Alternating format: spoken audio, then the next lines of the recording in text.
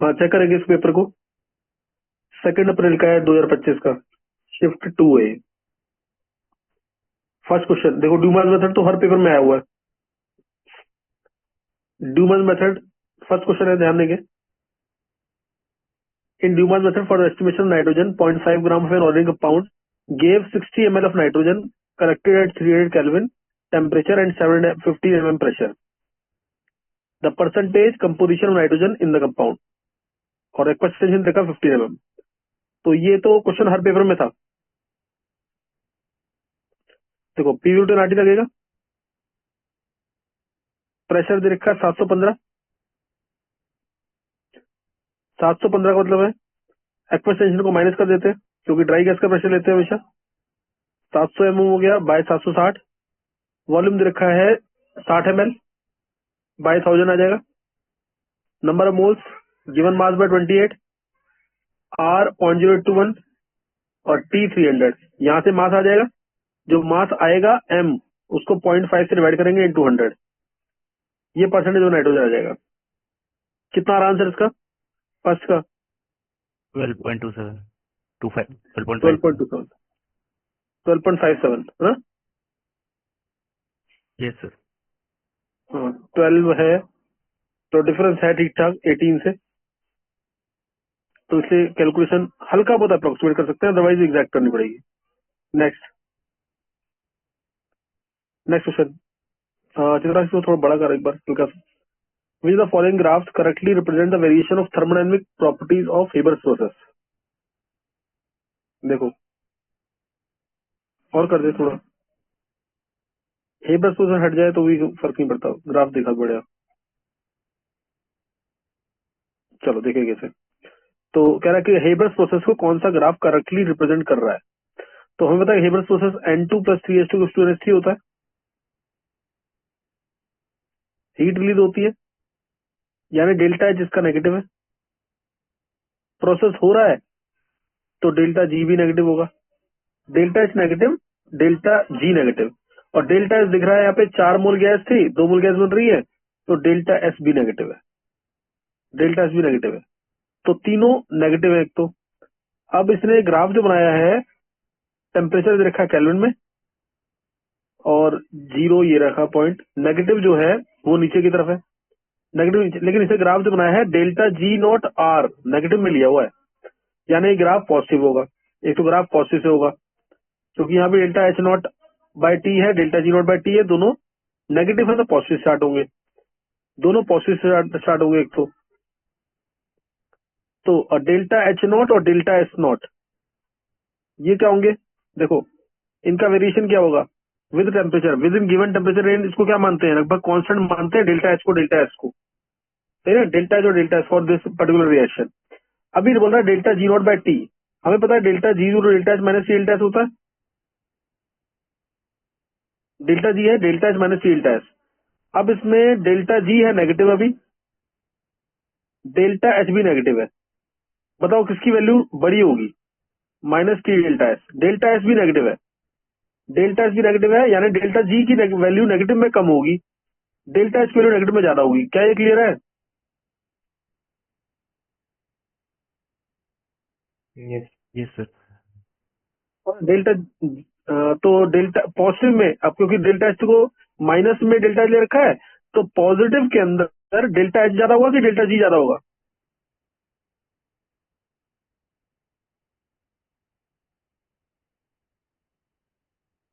Positive में क्या ज्यादा होगा, डेल्टा एच की डेल्टा जी? डेल्टा एच होगा। हाँ डेल्टा ज्यादा होगा ना, नेगेटिव में ज्यादा, तो पॉजिटिव में भी मैग्नीट्यूड लेंगे तो ज्यादा होगा। इसका मतलब ग्राफ ये वाला नहीं हो सकता, ये नहीं हो सकता, और ये तो हमारे नेगेटिव दे रखे हैं, ये भी नहीं हो सकता, और डेल्टा एच ये भी नेगेटिव दे रखे ना, ये भी नहीं हो सकता। अच्छा ये पॉजिटिव वाली वैल्यू की है ना, ये तो पॉजिटिव वाली वैल्यू की है। हाँ ये तो पॉजिटिव वाली वैल्यू, ये नेगेटिव वाली वैल्यू की है तो गलत हो गया। ये पॉजिटिव वाली वैल्यू की है दोनों, delta H not by T और delta S nought R by T. Delta H negative था, डेल्टा एच नॉट नेगेटिव, हाँ ये delta H nought minus delta H nought है, ये minus delta G nought by T है, minus delta G nought by T है। तो इसमें हमें पता है delta H nought by T की वैल्यू जो है ज्यादा है, तो इसलिए ये वाला ग्राफ इसलिए गलत हो गया यहाँ पे। और अब बचा ये वाला, मोस्ट ऑफली आंसर तो यही होना चाहिए इसका, सेकंड वाला minus delta H nought by T, ये ज्यादा हो जाएगा minus delta G nought by T से। और डेल्टा एच नॉट और डेल्टा एस नॉट नेगेटिव है, दोनों डेल्टा एच नॉट भी नेगेटिव है, डेल्टा एस नॉट भी नेगेटिव है। और टेम्परेचर के साथ इनका वेरिएशन होगा कि नहीं होगा? एक पर्टिकुलर रिएक्शन के लिए टेम्परेचर के साथ इसकी वैल्यू क्या मानेंगे? लगभग कांस्टेंट। पता है कि नहीं है? किरचॉफ से क्वेश्चन के थ्रू बता सकते हैं, delta H two minus delta H one by में T two minus T one. ये कैसे वेरी कर रहे हैं ये पता लग रहा है क्या? Delta H not by T curve की फॉर्म में वेरिएट कर रहा है, वेरी कर रहा है। और एक मिनट, ये वाला ग्राफ तो गलत होना चाहिए इसका। ये वाली value delta G nought by T की वैल्यू इसने क्या कर दी है? पॉजिटिव कर दी है ना इसने। डेल्टा जी नॉट की वैल्यू इसने पॉजिटिव कर दी है सेकंड ग्राफ में। सेकंड ग्राफ में डेल्टा जी नॉट की वैल्यू जीरो के नीचे आ गई है ना। और इधर भी इसकी डेल्टा एच नॉट की वैल्यू नेगेटिव कर दिया, जबकि रिएक्शन एक्सोथर्मिक है। एक्सोथर्मिक रिएक्शन एंडोथर्मिक तो नहीं हो पाएगी। इसमें ग्राफ में गड़बड़ तो नहीं है कुछ भी। इसका आंसर टू है क्या? एक बार अच्छी तरह चेक कर इसको। इसको मैं डिस्कस करता हूँ लास्ट में फिर, क्योंकि सही क्वेश्चन लग रहा है ये। इसका आंसर क्या है एक बार अच्छी तरह से देखना। पार्थ देखिए पूरा आंसर इसका। सर आंसर की मैं आपके आंसर के हाँ देखिए पूरा आंसर क्या दे रखा है इसका। सेकेंड ही दिया। सेकंड दिया हुआ है, सेकंड दिया हुआ है। मैं एक चीज समझ नहीं आ रही कि टेम्परेचर बढ़ाने से यहाँ पे delta G nought by T है ना, ये वाली वैल्यू जीरो से नीचे कैसे नेगेटिव कैसे आ गई? ये गड़बड़ लग रही है। आंसर तो सही समझ आ रहा है कि डेल्टा एच नॉट की वैल्यू नेगेटिव में ज्यादा है तो पॉजिटिव में भी ज्यादा होगी, क्योंकि minus delta H nought by T है। और ये दोनों ज्यादा वेरी नहीं करेंगे, डेल्टा जी एस नॉट और डेल्टा एच नॉट, क्योंकि डेल्टा एच नॉट की वैल्यू फिक्स होती है हाइपर प्रोसेस के लिए कि इतनी एनर्जी रिलीज होगी, ऐसे ही डेल्टा एच नॉट भी। और डेल्टा एच नॉट कम होता है डेल्टा एच नॉट से, ये भी क्लियर है। डेल्टा एच नॉट की वैल्यू तो बहुत ज्यादा होती है, किलो जूल में होती है, तो ये जूल में होता है delta H not.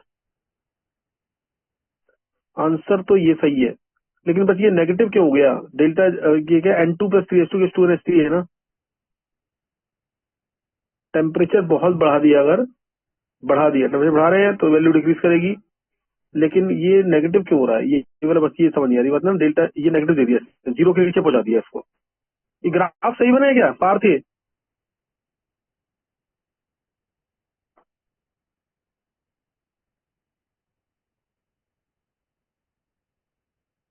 Partha yes sir. ये ग्राफ सही बने हुए हैं क्या? जो पेपर में आए थे उसी टाइप के ग्राफ है क्या? यस सर, मेरे को ग्राफ बस तो सही बने हुए हैं। ये इसकी वैल्यू टेम्परेचर बढ़ाने से, देखो ये तो पक्का है कि टेम्परेचर बढ़ाने से रिएक्शन बैकवर्ड जाएगी ना। टेम्परेचर बढ़ाने से रिएक्शन बैकवर्ड जाएगी, इसने लेकिन बैकवर्ड तो जाएगी, इसे नॉन स्पॉटेंस कर दिया। ये मान सकते हैं ऐसा, क्योंकि हम लेते हैं ना ए प्लस बी के प्रोडक्ट, कोई रिएक्शन है यस बैकवर्ड सर। रिएक्शन, तो डेल्टा एच अगर नेगेटिव है टेम्परेचर बढ़ाने से रिएक्शन क्या होगी? फेवर होगी कि अगेंस्ट पे जाएगी?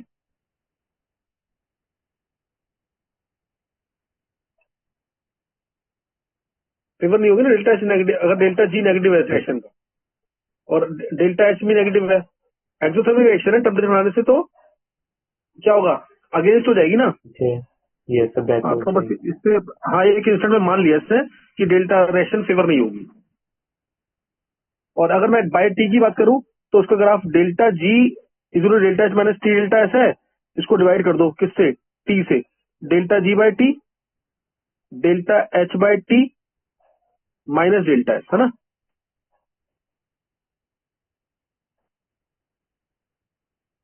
Delta G by T versus T का ग्राफ है। देखो ऐसा क्वेश्चन आएगा ना, इससे तुम्हें हल्का बहुत हिट एंड ट्रायल लगा के ना ऑड वन आउट को निकाल करके फिर आंसर निकालना पड़ेगा। ऑड वन आउट को फिर आंसर निकालना पड़ेगा। इसको मैं लास्ट में एक बार दोबारा डिस्कस करूंगा इस क्वेश्चन को। अभी तुम 10 तरीका देखो कि किस तरह से मैंने आंसर निकाला है, मैं इसको लास्ट में एक बार दोबारा डिस्कस करूंगा इस क्वेश्चन को। दो रिलेशन यूज करनी है। देखो डेल्टा एच और डेल्टा जी में पता है, रिलेशन यूज करनी है delta G to delta H minus delta H, और दूसरी relation delta G to minus R T natural of K. ये दो यूज कर सकते हैं। थर्ड क्वेश्चन है the nature of oxide TeO2 and hydride TeH2 formed by tellurium respectively are, है ना। तो TeO2 और TeH2 की बात कर रहा है, तो तुम्हें पता है H2O, H2S, H2SC, H2TE और H2PO। H2TE तो हाईली एसिडिक होगा, है ना। H2O न्यूट्रल है, H2S एसिडिक है, H2 नीचे आ रहे तो EH बॉन्ड स्ट्रेंथ कम हो रही है, तो एसिडिक स्ट्रेंथ बढ़ रही है। तो H2TE क्या होगा, एसिडिक। और TeO2 क्या होगा, T नीचे आने पर लोअर स्टेट की स्टेबिलिटी बढ़ती है, तो TeO2 जो है ये कम स्टेट में जाने की कोशिश करेगा, तो इसलिए ये ऑक्सीडाइजिंग का काम करेगा। तो इसको मान सकते हैं कि TeO2 ऑक्सीडाइजिंग होगा और H2TE एसिडिक होगा, यानी आंसर थर्ड होना चाहिए। Fourth question,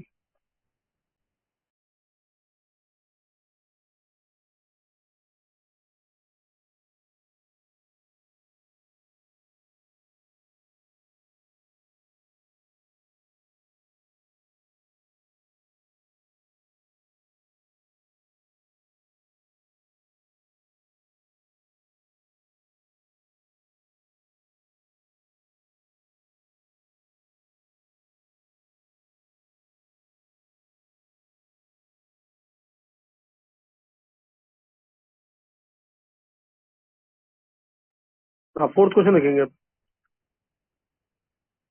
arrange the following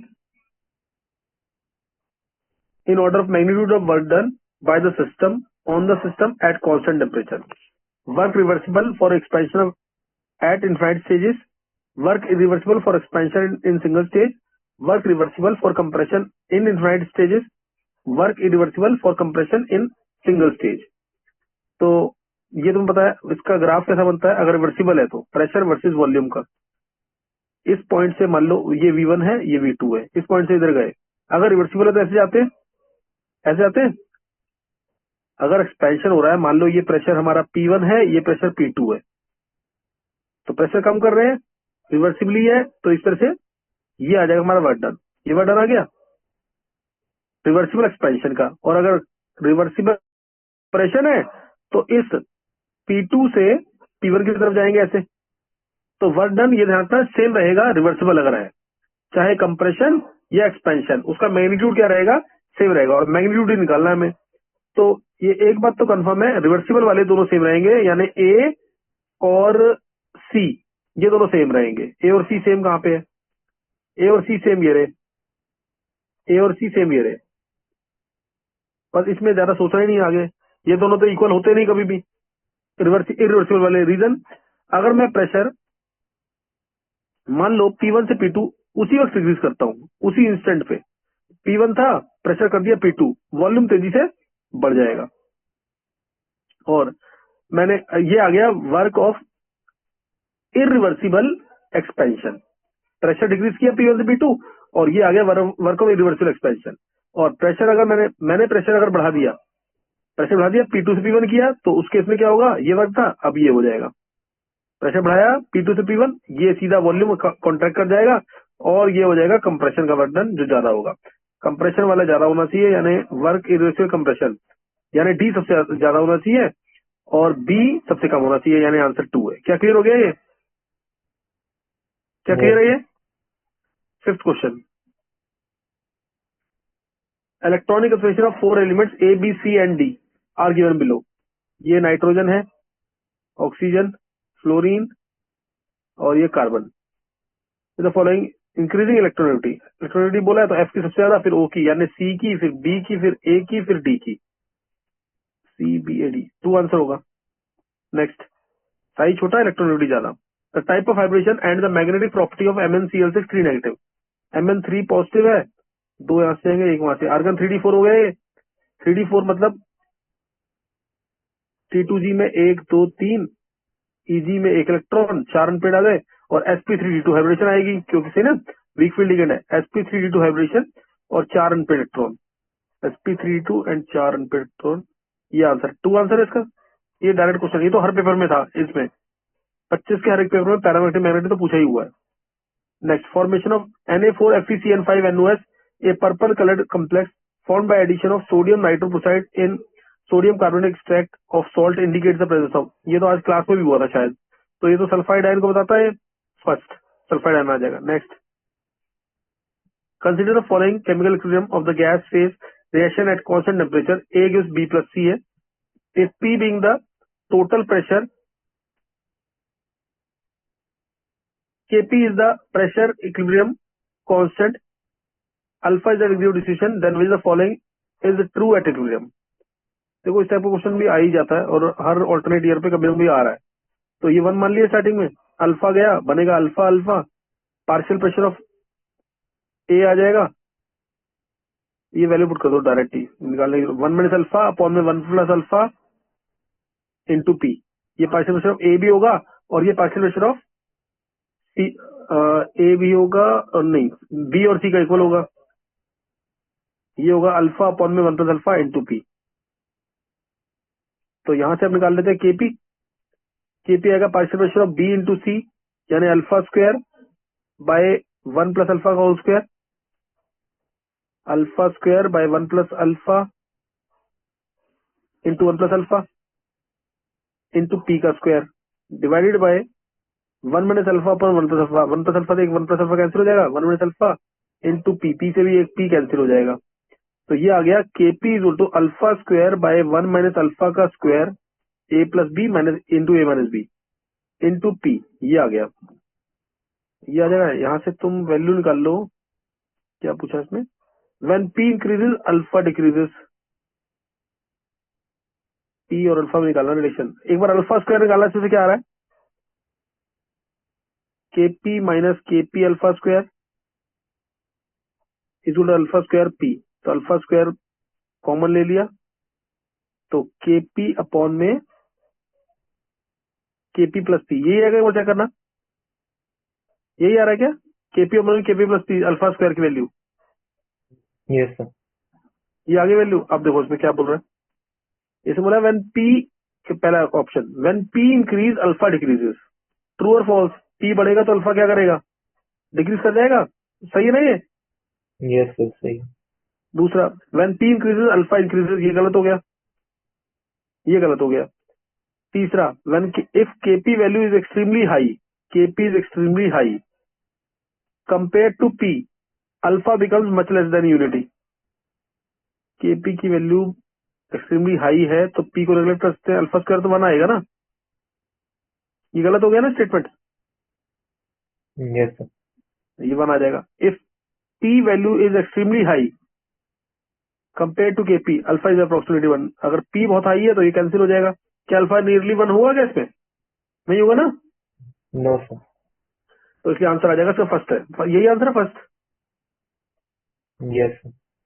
next, which among the following molecules involved in sp3 dehydration has different bond lengths, sp3d और different bond length, T5 में sp3d है और lone pair of electrons on the center atom, C has lone pair of electrons, इसमें lone pair तो है नहीं, देख रहा ही नहीं है, HCF4 में sp3 dehydration ही नहीं है, SF4 में sp3 dehydration है, एक lone pair है, sp3 dehydration है और different bond length भी होंगी, axial और equatorial, axial equatorial और lone pair भी है, और HCF2 में sp3d है, लोन पेयर भी है, लोन पेयर भी है, डिफरेंट बॉन्ड लेंथ नहीं है, लेकिन तो ये गलत हो गया, आंसर SF4 आ जाएगा, सारी चीज चेक करनी पड़ेगी, थर्ड आ जाएगा। नेक्स्ट, फिर नेक्स्ट है purification technique, distillation, simple distillation बोला हुआ है, ये मैंने प्योरिफिकेशन में कराया हुआ पूरा तुम्हें। फ्रैक्शनल डिस्टिलेशन, फ्रैक्शनल डिस्टिलेशन में हम क्या सेपरेट करते थे, याद है ना, एलपीजी, फिर क्या आता था, petrol 20 degree Celsius 70 degree Celsius पे, फिर केरोसिन ऑयल, फिर डीजल, फ्रैक्शनल डिस्टिलेशन टावर, ये बताया हुआ है मैंने पूरा। तो इसमें हमारा कौन सा आएगा, डीजल प्लस पेट्रोल को सेपरेट करने का तरीका।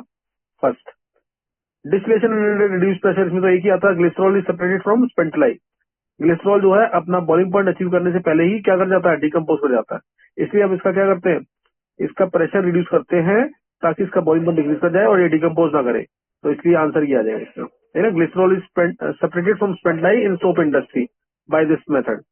और स्टीम डिस्टिलेशन में मैंने तो बताया था, ऑर्थोनाइट्रोफिनॉल पैरानाइट्रोफिनॉल को सेपरेट करते हैं, या फिर कोई भी ऐसा कंपोनेंट वाटर से अलग करना है तो स्टीम डिस्टिलेशन यूज करेंगे, सही ना, ये आ जाएगा।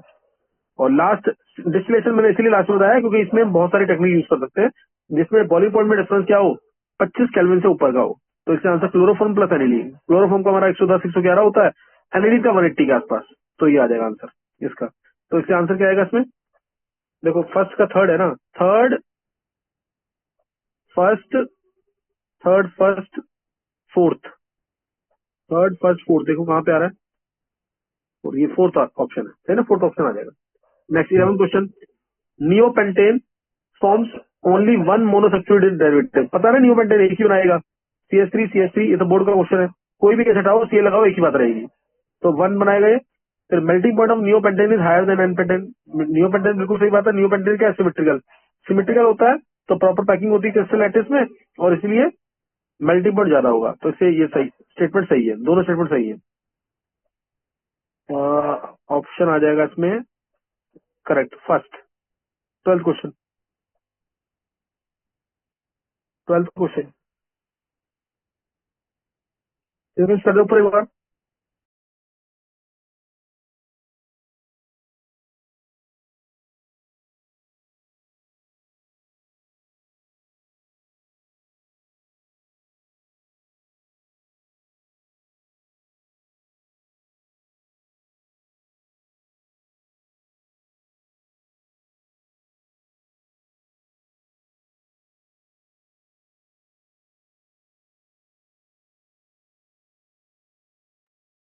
देखो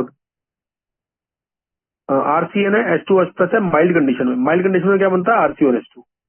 माइल्ड कंडीशन ना लिखा होता तो एसिड बन जाएगा। बनाना क्या है इसमें, carboxylic acid.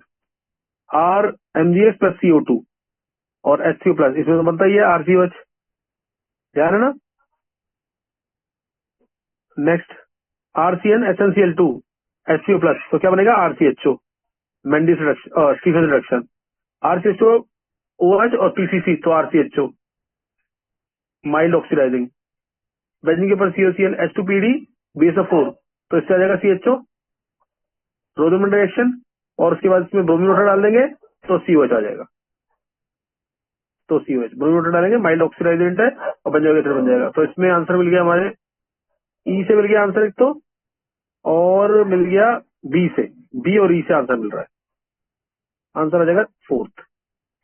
Next 13 question, when a concentrated solution of sulphanilic acid and 1 naphthylamine is treated with nitrous acid and acidified with acetic acid, the mass of 0.1 mole of the product formed is।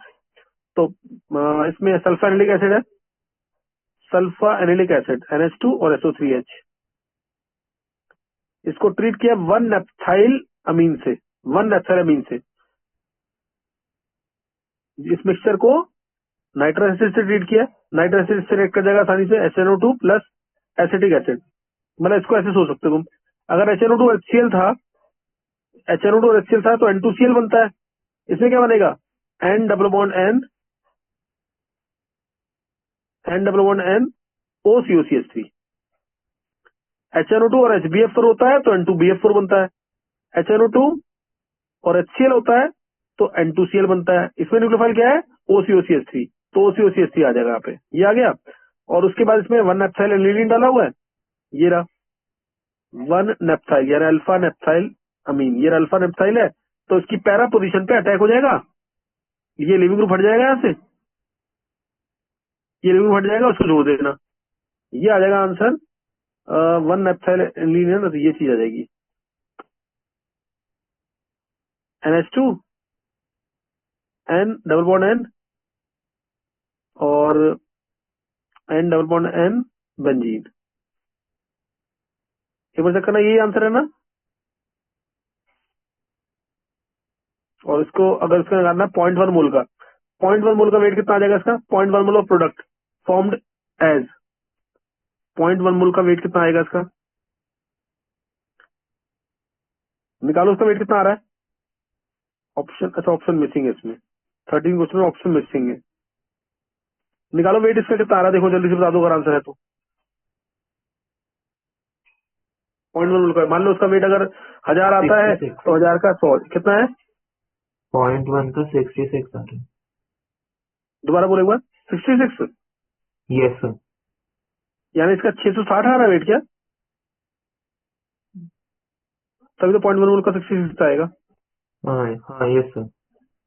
यार इतना आना नहीं चाहिए यार, 3 benzene है 70, मान लिया अगर 78 भी ले लूं, 80 3 240 और 28, नहीं यार इसका आंसर तो मुझे लग रहा है कि ज्यादा से ज्यादा 350 के आसपास आना चाहिए कुछ वेट। ज्यादा से ज्यादा सर समझा कि नहीं? 330 आ रहे हैं, 330 आ रहे हैं। 330 अगर वेट आ रहा है तो 33 आंसर आ जाएगा। 330 है तो 33 आंसर आएगा इसका, है ना? 0.1 मोल का पूछा है। Next 14 question, the d orbital electronic configuration of the complex this that has the highest इफिस वैल्यू। हाईएस्ट इफिस वैल्यू किस केस में होगी? जिसमें चार्ज ज्यादा हो और लीगेंड स्ट्रांग हो। लीगेंड क्या हो? स्ट्रांग हो। तो इसमें लीगेंड स्ट्रांग सी हो, इसमें है कोबाल्ट पे 3+ चार्ज है, लीगेंड EN स्ट्रांग होता है। इसमें कोबाल्ट पे 3+ है, लीगेंड वीक है। Mn पे 3+, Mn पे चार्ज यहाँ पे 2-, ये कुछ गलत है, ये गलत क्वेश्चन है, ये क्वेश्चन गलत है। 2- तो हो ही नहीं सकता ना। ये एक बार ध्रुव मार्क कर लियो उसको, इसमें करेक्शन करके वीडियो में को क्या है यहाँ पे। और ZnH2 ये तो हो ही गया, वीक फील्ड लिगेंड है, इसमें आएगा नहीं। आंसर यही होना चाहिए, COEN होल थ्राइस 3+। तो CO पे 3+ आया, आर्गन 3d6 आ जाएगा। आर्गन 3d6 आया, 6 के 6 इलेक्ट्रॉन नीचे आ जाएंगे T2G में। EG में कोई इलेक्ट्रॉन नहीं होगा, 1 2 3 4 5 6, और वैल्यू नीचे होती है हमारी -0.4 डेल्टा O और ऊपर होती है +0.6 डेल्टा O। तो -0.4 इंटू 6 क्या आएगा? 2.4, -2.4 delta O। T2G6 EG0, T2G6 EG0 कहीं आ रहा है क्या? ये रहा आंसर, 4th है। क्या आंसर है इसका? 4th year. हाँ, इजी क्वेश्चन है, इजी क्वेश्चन, टफ नहीं है। 15th क्वेश्चन, 15th क्वेश्चन, ये तो नेम रिएक्शन के ऊपर है। पहला फिटिक रिएक्शन है, दूसरा हमारा सैंडवियर रिएक्शन है, Gattermann reaction, sorry copper powder है इसलिए, और तीसरे हमारा फिंकरस्टीन है ये, चौथा हमारा अच्छे, ये तो लुगा-दरेजन टेस्ट है, ये रहा। तो 4th, पहला क्या है? थर्ड, फिर 4th, थर्ड फोर्थ कहीं दिख रहा है, 3rd 4th 2nd 1st, यही आंसर है क्या? Third. Next 16th question, 16th question, which the following statements are true? The subsidiary quantum number first describe the shape of the orbital occupied by the electron. सबसे, हाँ बिल्कुल सही है। L क्या बताता है? शेप बताता है। Shape, number of subshells, energies of subshells and angular momentum, orbital angular momentum of subshells, बिल्कुल सही है। बी, ये जो फिगर दे रखा है, is the boundary surface diagram for 2px, x axis long है, हाँ ये ट्रू, ये भी ट्रू है। बी भी ट्रू है, एक्स एक्सिस लॉन्ग है ना, ये एक्स एक्सिस है, इसके लॉन्ग बना रखा है, तो ये भी ट्रू होगा। Positive and negative sign in the wave function of the 2px orbital refer to charge. Positive negative sign refer to the charge, ये तो गलत है ना, चार्ज थोड़ी होता है ये तो क्रेस्ट और ट्रफ को रिप्रेजेंट करते हैं ना। Positive sign, negative sign, charges नहीं होते हैं। ये ऑर्बिटल के वेव फंक्शन को, पॉजिटिव साइड को क्रेस्ट, नेगेटिव साइड को trough. The wave function of 2px orbital is 0 everywhere in the XY plane. 2px का 0 नहीं 2px का 0 कहाँ होगा? वाईजेड प्लेन में। एक्सवाई प्लेन में तो ये होगा ना, एक्सवाई प्लेन में तो ये होगा। कहाँ 0 होगा? वाईजेड प्लेन, यहाँ पे जो प्लेन आएगा वाईजेड प्लेन, वहां पे आएगा, ठीक है। तो ये गलत है, 3rd 4th गलत है, ए और बी सही है, ए और बी सही है, यानी आंसर 2 आ जाएगा। Next question 17th question, x gram of NaCl is added to water in a beaker with a lid, सही है। The temperature of system is raise from 1 degree Celsius to 25 degree Celsius, 1 से 25 कर दिया, temperature बढ़ा रहे हैं हम इससे, नमक डाला है और टेम्परेचर बढ़ा रहे हैं। Which the following plots, which out of the following plots is best suited for the charge, for the change in the molarity. अच्छा, मोलरिटी में change with respect to temperature, molarity में change with respect to temperature. तो molarity होती है number moles volume, तो इसमें molarity में change, हाँ इसमें ये ध्यान रखना है, जैसे तुम्हें याद है ना, जैसे डेंसिटी ऑफ वाटर वेरी करती है ना विद टेम्परेचर, डेंसिटी होता है mass by volume, molarity number moles by volume. जैसे नंबर मोल्स क्या फिक्स है, ये तो है ना, नमक तो फिक्स है इसके अंदर, तो इसलिए वॉल्यूम को ही चेंज करना है, वॉल्यूम को ही चेक करना है। 1 डिग्री सेल्सियस से लेके 4 डिग्री सेल्सियस के बीच में वॉल्यूम क्या करता है? 1 डिग्री सेल्सियस वॉल्यूम डिक्रीज करेगा, मतलब ये मानना कि जो आइस होगा, केज लाइक स्ट्रक्चर क्या करते जाएंगे? वैनिश करते जाएंगे। तो ऐसे कुछ सोचना है इसमें, तो इसके वॉल्यूम डिक्रीज करेगा तो मोलरिटी बढ़ेगी 4 डिग्री सेल्सियस तक, और उसके बाद हीटिंग की वजह से एक्सपेंशन होगा और मोलरिटी कम हो जाएगी, जैसे डेंसिटी कम होती है पानी की। तो 4 डिग्री सेल्सियस के अंदर तो यही जा रहा है, सिर्फ दिख रहा होगा तुम्हें, ये रहा, ये बढ़ रही है, और उसके बाद वॉल्यूम बढ़ेगा तो मोलरिटी कम हो जाएगी, ये कम हो रही है। तो आंसर इसका यही होना चाहिए, थर्ड। एक बार चेक कर लेना उसको। 18 question. Reactant A converts to product D through the given mechanism. A gives B slow है, delta H positive. B gives C, delta H negative है, फास्ट है। सी गिव्स डी, फास्ट है, delta H negative है। तो पहला slow और slow है, पहला यहाँ पे दिख रहा है एंडोथर्मिक। एंडोथर्मिक भी है, ये पॉइंट हमारा नीचे नीचे कम है, ये नीचे ज्यादा है ये वाला, तो इससे एंडोथर्मिक भी है। इसमें भी एंडोथर्मिक दे रखा है, इसमें भी सब में एंडोथर्मिक दे रखा है। तो अभी तो नहीं पता लगा कुछ भी।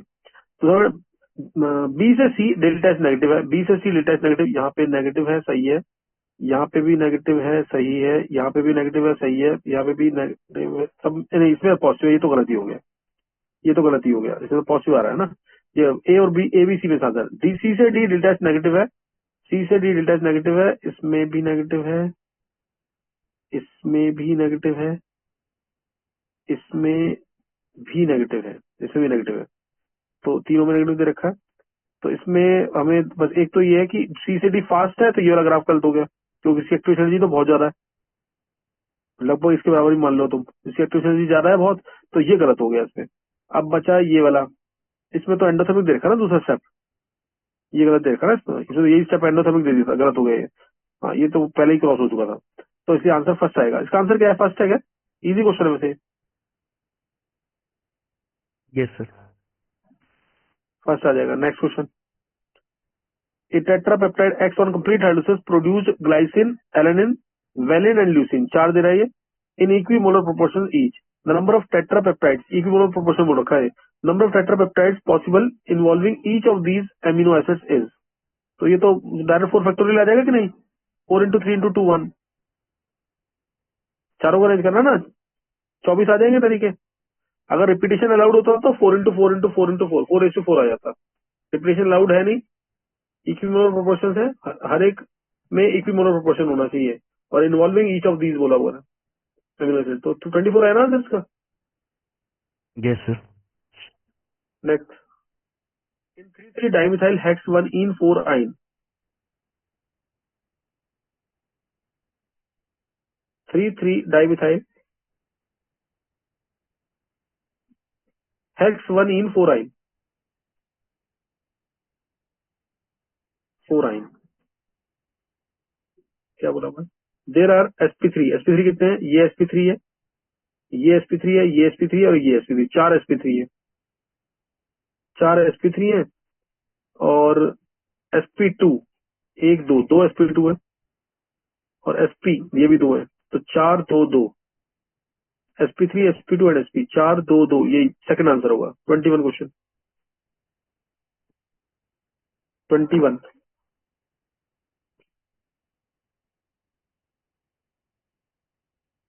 21 consider the below sequence of reactions। 151 gram of 2 bromopentane is made to react। 2 bromopentane react कर रहा है,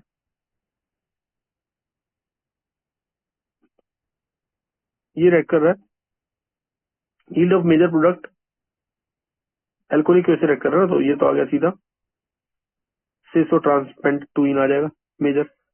yield of major product trans वाला होगा, इज 80%, 80% है ये। और ये कितना ग्राम है? 151 ग्राम। 151 ग्राम कितना होगा वेट इसका? C5 एक ही मोल आएगा। H, एक मोल आ रहा है 151। चलो एक मोल ये आ गया, तो ये सीधा 0.8 मोल हो गया। 80% बन रहा है ना ये, तो 0.8 मोल हो जाएगा। Mass of product Q, Br2 डालेंगे इसमें ट्रांस वाले में, तो मीजो वाली फॉर्म आ जाएगी। Br लग जाएगा यहाँ पे, मीजो फॉर्म आएगी ना, मीजो वाली फॉर्म बनेगी नहीं क्योंकि अनसिमेट्रिकल है। ये आ गया। उसका वेट पूछा है 0.8 मोल का, 0.8 मोल ये भी बनेगा क्योंकि आगे कुछ बता नहीं रखा है। ये 0.8 मोल है, इसका वेट कितना आ रहा है? 230 आ रहा है क्या वेट?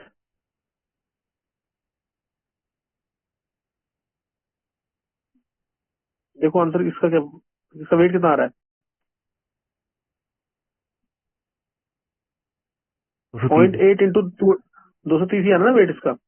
एक ऐसा हटा के Br लगाना है, इसलिए कितना आ रहा है आंसर? 23 8 184। 184। 184 वेट आ जाएगा। एक देख लो जल्दी अगर हो सकता तो ये question number 22। 0.2% weight by volume solution of NaOH is measured to have resistivity of 870 milliohm meter. The molar activity of the solution will be molar activity of K into 1000 में molarity, K की value है resistivity है ना ये 1 by 870 मिली है तो 10⁻³ ओम metre है तो फिर सेंटीमीटर करेंगे इंटू 100, ये ओम सेंटीमीटर में आ गया, ओम इनवर्स सेंटीमीटर इंटू 1000 में मोलरिटी हमारी 0.2, NaOH है तो 40, वॉल्यूम 100 इंटू 1000 कितना आ रहा है यहाँ से, यही सॉल्व करना है इसे, बस ये सॉल्व करके निकालना आंसर। कितना आ रहा है आंसर ये 230। 230, बस चेक करना वैल्यू सही पुट की हो, 230 आएगा आंसर। यूनिट चेक कर लेना, और ये तो यूनिट का भी ये किसमें निकालना है, देखो इधर यूनिट का ध्यान देंगे, मिली सीमेन में निकालना है, एक बार रिजॉइन करेंगे।